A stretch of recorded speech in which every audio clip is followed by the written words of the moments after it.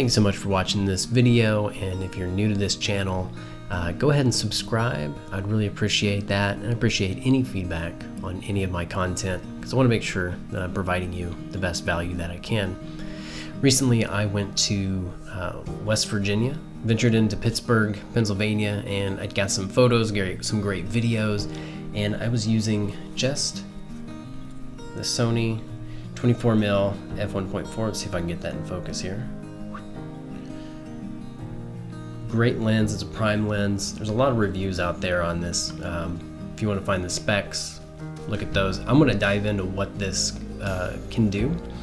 Now, I was mostly doing video with this, and so I had an ND filter on it, the Polar Pro ND. And I'm not sponsored by Sony or Polar Pro or any of the products that you might see on this channel, just kind of an upfront on that. But I had an ND filter on there, and so I had to add an extra stop of light, so a lot of these shots are in ISO 200 if you're wondering why I'm using 200 rather than 100 for daytime photos. But let's go ahead and dive in, and I'm going to show you some photos that I took. So let me show you the before. So ISO 200, I needed to get back that one extra stop of light, and at f2.8, 20 seconds shutter speed. A little bit of processing was able to really bring out the details and everything in it.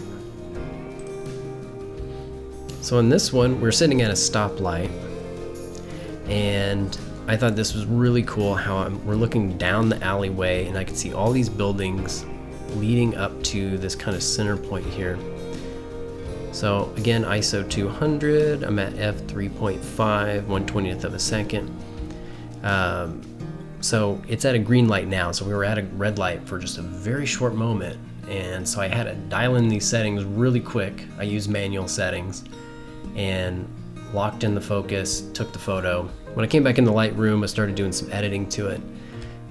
This was the final result, and honestly, it is my favorite photo that I've taken. I mean, it just picked up so much detail. You can see the stripes in the flag, you can see like the windows, all the bricks and everything. I mean, it just turned out so well. I thought black and white looked a lot better on this image than it did in color. So this is the before. Really cool designs on the building, some cool reflections. So obviously it's a little bowed out because it's a wide angle lens, but I straightened that up. I just thought that would look a little bit better. And got a little bit of motion blur in the cars to give it some movement while everything else looks very stationary.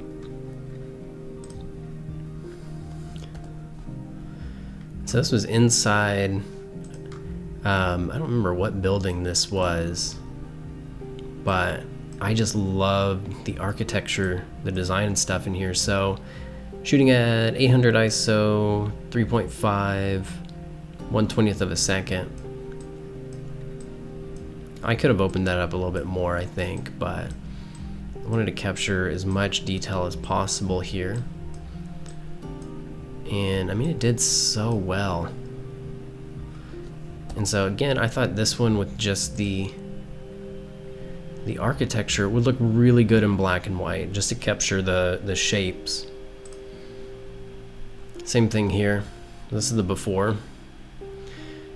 Really cool architecture, really cool lighting. I like to make my photos kind of symmetrical. And so normally if I could, I would have just lined up all these lights that you see here, like right in the center, but there's this giant pillar in the way, so there's no way for me to do that. And so this is what I got, just really, really great detail. I've just always been so surprised by this camera. It's the Sony a7 III. Should have said that at the beginning, but great camera. So this is before. See how I got that pretty symmetrical as much as I could. We're just kind of walking through here, and I'm just snapping some photos.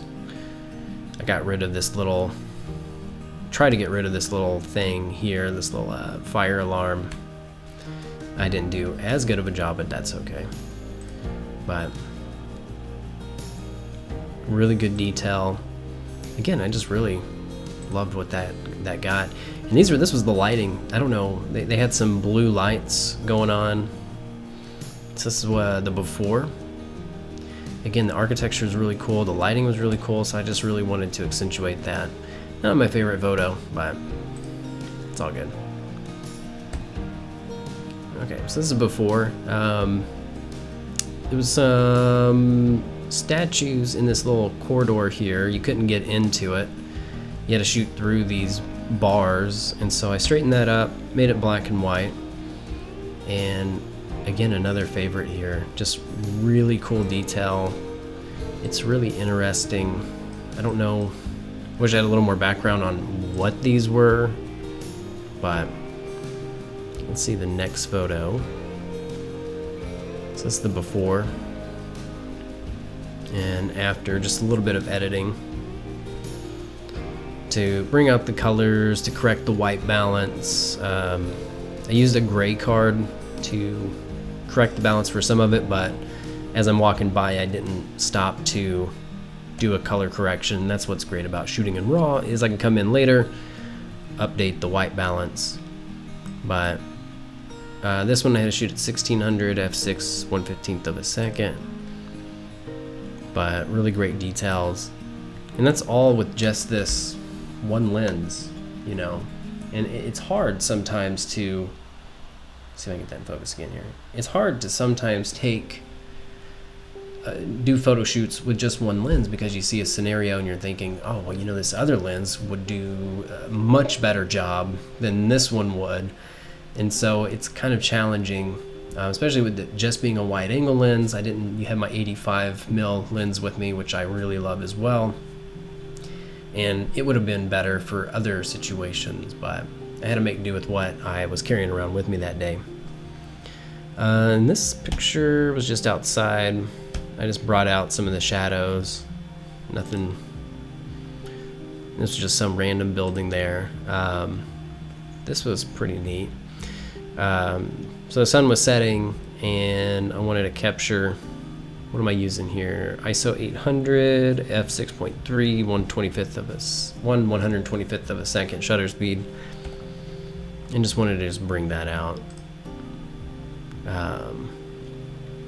Same with these next few pictures.